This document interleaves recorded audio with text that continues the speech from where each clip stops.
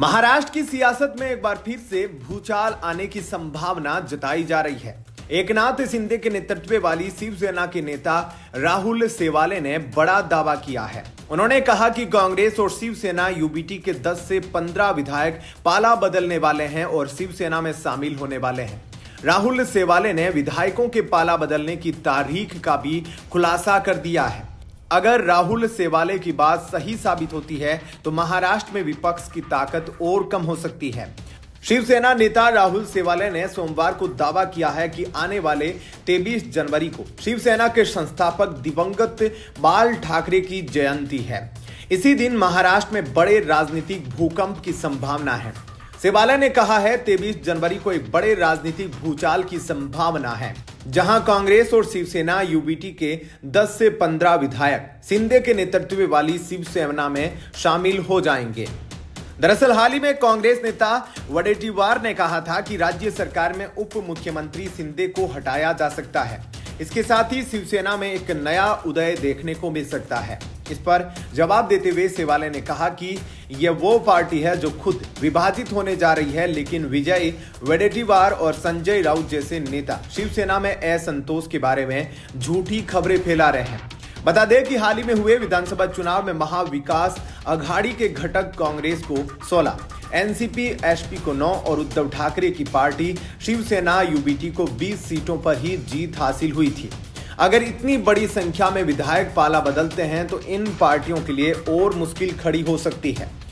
महाराष्ट्र में स्थानीय निकाय चुनाव से पहले विपक्षी महाविकास अघाड़ी गठबंधन में बढ़ती कलह के बीच सोमवार को शिवसेना यूबीटी प्रमुख उद्धव ठाकरे ने एनसीपी एसपी मुखिया शरद पवार से मुलाकात की। दोनों वरिष्ठ नेताओं के बीच 1 घंटे तक चर्चा चली। हालांकि इस दौरान एमवीए में सहयोगी दल कांग्रेस के नेता मौजूद नहीं थे। विपक्षी गठबंधन के तहत राज्य में आगामी स्थानीय निकाय चुनाव लड़ने को लेकर शिवसेना उद्धव बाला साहेब ठाकरे और एमवीए के बाकी सदस्यों के बीच मतभेद है। इस बीच मुंबई में दिग्गज नेता शरद पवार से ठाकरे की मुलाकात अहम मानी जा रही है।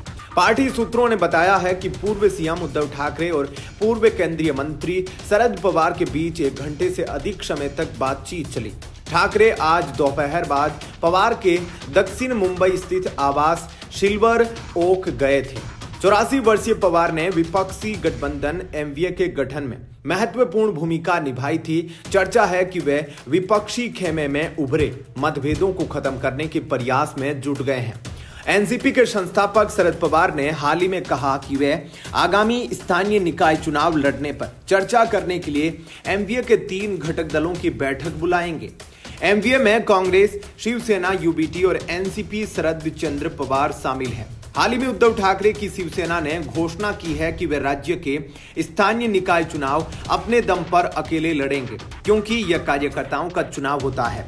वहीं पवार ने भी यह भी कहा था कि इंडिया गठबंधन को राष्ट्रीय स्तर के चुनाव साथ लड़ने के लिए और एमवीए को राज्य महाराष्ट्र स्तर के चुनाव लड़ने के लिए बनाया गया था।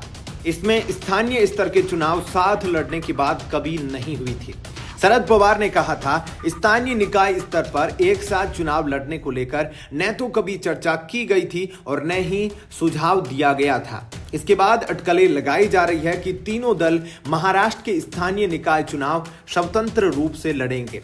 क्या कुछ कहना है आपका इस खबर पर कमेंट सेक्शन में अपनी राय जरूर बताइएगा। बने रहिएगा लाइव टीवी न्यूज के साथ। धन्यवाद। जय हिंद।